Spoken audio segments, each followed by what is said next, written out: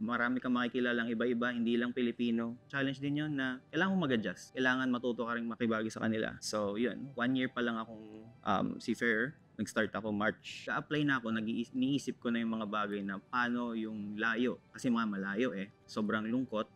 And then, pangalawang buwan, homesick agad.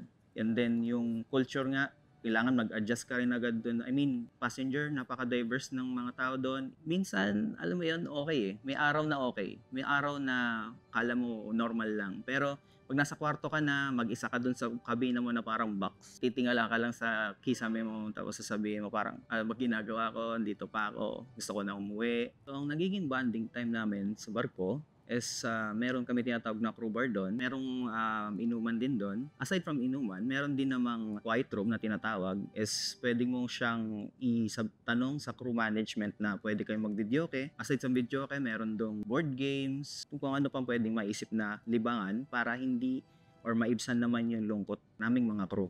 Kailangan talagang mag-ibang bansa to support my family, tapos yung magiging pamilya ko kasi nga engaged na ako, building up for the future para maging komportable ka sa hinaharap. Yung gusto mong puntahan, mapupuntahan mo. Yan, magiging secure.